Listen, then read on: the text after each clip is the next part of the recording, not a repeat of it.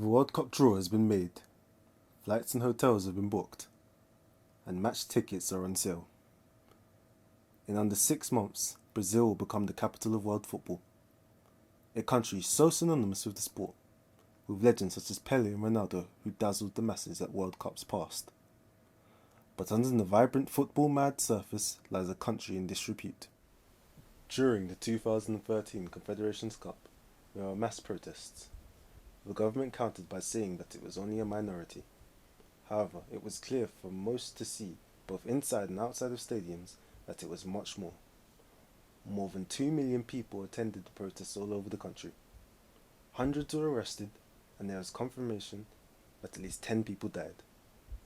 I spoke to a young woman around that time. This is what she had to say. We are protesting about, it all started with the increase of the price in public transportation back in Brazil, but it was the final point for all the Brazilians because we can't stand anymore all the corruption and the bad health system and the poor education system, and that's enough for us. So we are protesting about the bad condition in quality of life for Brazilians. In the streets of Rio de Janeiro, you are used to the carnivalesque sounds that you would expect to hear from a very passionate footballing country. However, the sounds you hear more commonly these days are the frustrations of the people with just how much the World Cup is costing them. I was very happy when Brazil was chosen to host the World Cup. But now with all the problems we see, like the corruption allegations, all of this disturbs me. Brazil has other priorities for this moment, as investing in health, improving education, and other things. People complain about the World Cup now, but we should have said something years ago when the country presented its candidacy. Now that it's going to happen, I think we have to do our best to be great. I think our country is not ready for such thing. I think we'll be ashamed in front of the world. Despite these concerns, the Brazilian government claim that the World Cup will bring them up to $11 billion from both tourists abroad and their own people.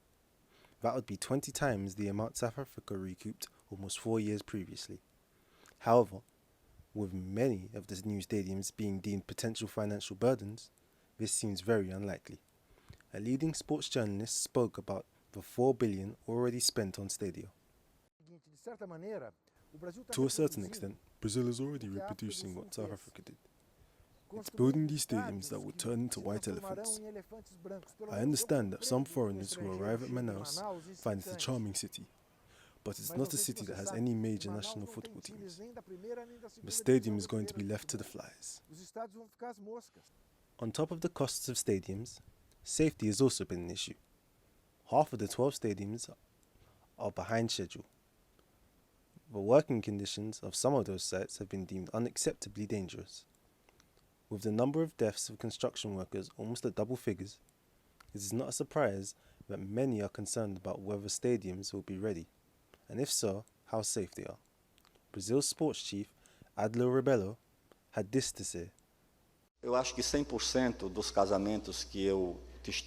that in 100% of the marriage ceremonies that I've witnessed, the bride arrived late. I've never seen a bride arrive on time. And I've never seen a marriage ceremony not being held because of this. It's probable that we will have one or another delay, not that significant in some stadiums. But the significant thing is that all stadiums will be ready. They will be delivered in January according to the constructors and the owners of the venues. Mas o importante é que todos eles estarão prontos, serão entregues segundo os próprios construtores ou proprietários em janeiro. Eu acho que não é por uma questão de pressa. Constructors have several ways to increase or decrease speed of a construction work without jeopardizing the security of workers, including the work itself. Risco à segurança dos trabalhadores e da própria obra. Unfortunately, how the World Cup will affect Brazil cannot be predicted. We will not know just how much damage this may do to both the people and the economy until after the curtain is closed on July the 13th. The hopes of the 200 million people that populate this deeply religious country is that some form of miracle can rescue them from an almost certain fate.